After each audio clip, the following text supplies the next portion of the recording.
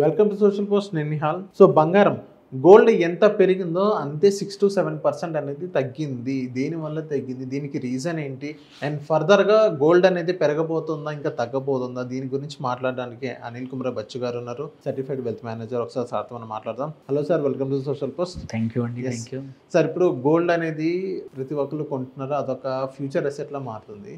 Gold అనేది ఎంత పెరిగిందో మనం చూసాం, అండ్ ఇప్పుడు 6 to 7% అనేది తగ్గింది. సో దేనివల్ల తగ్గింది, అండ్ నెక్స్ట్ ఇంకా పెరగబోతుందా తగ్గబోతుందా? So to start with gold actually ఏంది, మొన్న 17th రోజు పీక్ అయింది 1,32,000 ఎంసీఎక్స్లో 1,32,000 దాకా టచ్ అయింది. అండ్ ఇంకొక ఇంపార్టెంట్ ఇన్ఫర్మేషన్ అంటే ఓవర్ నైట్ నిన్న గ్లోబల్ మార్కెట్స్లో 6 నుంచి 7% అనేది గోల్డ్ కరెక్షన్ వచ్చింది. సో అది రీజన్స్ మెనీ ఉన్నాయి.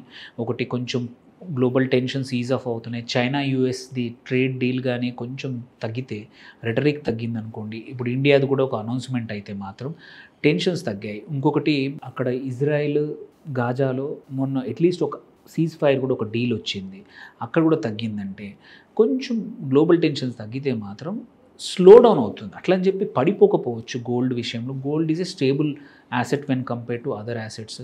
హెడ్జ్ లాగా వాడుతూ ఉంటారు చాలా మటుకి. సో లాంగ్ టర్మ్లో ఇప్పుడు చాలా రీసెంట్గా మంచిగా పర్ఫార్మ్ చేసింది, 40-50% ఈ సంవత్సరంలో పెరిగింది. బట్ లాంగ్ టర్మ్లో కూడా 7-8% అయితే స్టేబుల్గా పెరిగే యాసెట్ గోల్డ్. సో ఈ 6 to 7% ఇవాళ ఇండియన్ మార్కెట్స్ అయితే స్టాక్ ఎంసీఎక్స్ అయితే ఇవాళ క్లోజ్డ్, రేపు పొద్దున ఓపెన్ అవుతుంది. రేపు పొద్దున ఓపెన్ అయ్యాక తెలుస్తుంది. సో 132 నుంచి ఆల్రెడీ 130 దగ్గరకు వచ్చేసింది నిన్న మొన్నటి వరకు. సో 125 వరకు స్టెబిలైజ్ అయ్యే అవకాశాలు ఉన్నాయి. ఇంకొక 5-6 వేలు కూడా తగ్గే అవకాశాలు ఉన్నాయి రేపు ఎల్లుండి మార్కెట్లో కూడా. ఎందుకంటే ఎవరైతే షార్ట్ టర్మ్ స్పెక్యులేషన్ కోసం గోల్డ్ కొన్నారో వాళ్ళు మాత్రం దీపావళి కోసం చాలామంది కొంటారు పెరుగుతుందని. అట్లాంటి వాళ్ళు ఇప్పుడు ఎగ్జిట్ అయ్యే అవకాశాలు ఉన్నాయి షార్ట్ టర్మ్ వాళ్ళు. So that is one reason పడిపోవడానికి కారణం. దెన్ లాంగ్ టర్మ్లో మాత్రం గోల్డ్ విషయంలో పెద్దగా చేంజెస్ లేవు, ఎందుకంటే సెంట్రల్ బ్యాంక్స్ ఇంకా కొంటా ఉన్నాయి.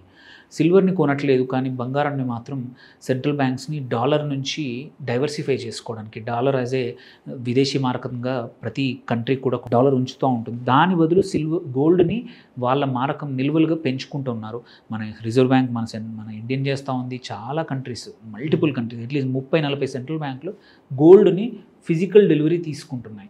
సో గోల్డ్ ఇన్వెస్టర్స్ మాత్రం అంత పెద్దగా భయపడాల్సిన అవసరం లేదు. కరెక్షన్ ఉన్న వెరీ స్మాల్ కరెక్షన్. ఎవరికైనా ఎంటర్ కావాలంటే it's a good opportunity. Next few days is గోల్డ్కి మంచి ఆపర్చునిటీ టు ఎంటర్ కావడానికి, ఇన్ని రోజులు మిస్ అయ్యాను అనుకునే వాళ్ళకి. ఎందుకంటే గోల్డ్కి మాత్రం స్టేబుల్గా పెరగచ్చు గోల్డ్. ఇంకా మొత్తం డాలర్ వాల్యూ ఇండెక్స్ అయ్యే అవకాశాలు కూడా ఉన్నాయి. So and global tension is of అయితే తప్ప, మరి మొత్తం పోతే తప్ప గోల్డ్కి అంత భయపడాల్సిన అవసరం లేదు. బట్ డాలర్ని రిప్లేస్ చేసే పరిస్థితి మాత్రం చాలా బ్యాంక్స్ తెచ్చాయి కాబట్టి ఆ కాంటెక్స్లో గోల్డ్కి పెద్దగా ఇబ్బంది లేదు for medium to long term.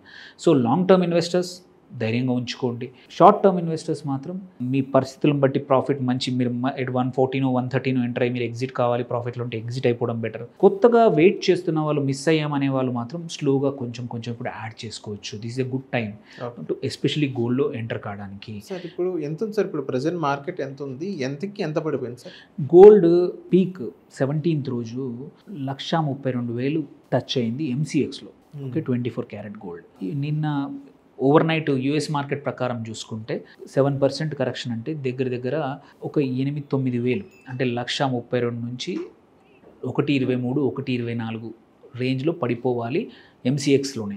So probably 22 carats will be 1.2 దగ్గర క్లోజ్. సో 1.2 దగ్గర మాత్రం గోల్డ్ మోర్ ఆర్ లెస్ ఇప్పుడు కొన్ని రోజులు ప్లే అవ్వబోతోంది. సడన్గా పెరిగే అవకాశాలు ఇక్కడి నుంచి లేవు. సో కొన్ని రోజులు లైక్ ఈక్విటీ మార్కెట్స్ మీరు చూసుకుంటే చాలా రోజులు 24,000, 25,000 మధ్యలో ఒక 6 నెలలు ప్లే అవుట్ అయ్యాయి షార్ట్ రేంజ్లో. గోల్డ్ కూడా I think we're entering into small zone of 120 నుంచి 130 మధ్యలో కొన్ని రోజులు. ఆ తర్వాత కొంచెం ఒక ఫ్యూ మంత్స్లో మనకి interest rates clarity, more data వచ్చిందంటే మాత్రం 130 మళ్ళీ బ్రేక్అవుట్ అవ్వాలంటే కొంచెం టైం పడుతుంది. అండ్ ఇంకొకటి ఏంటంటే, ఇంకొకటి చూసుకోవాల్సింది, ఇండియన్ మార్కెట్లో ఈక్విటీ మార్కెట్స్ బాగా పర్ఫామ్ చేసినప్పుడల్లా గోల్డ్ కొంచెం ఆగిపోతుంది, పడిపోకపోవచ్చు, ఆగిపోతుంది. ఇప్పుడు ఈక్విటీ మార్కెట్స్ కూడా 25,500 నిన్న నిఫ్టీ క్రాస్ అయింది. 1 year తర్వాత మళ్ళీ ఆ లెవెల్స్కి వచ్చాయి, దాన్ని క్రాస్ అయ్యాయి. సో అండ్ ఈక్విటీ మార్కెట్స్కి పరిస్థితులు చాలా బాగా ఉన్నాయి ఇప్పుడు. అండ్ Q2 రిజల్ట్స్ కూడా చాలా కంపెనీస్ ఇచ్చాయి. GDP కూడా పెరుగుతుందని IMF చెప్పింది.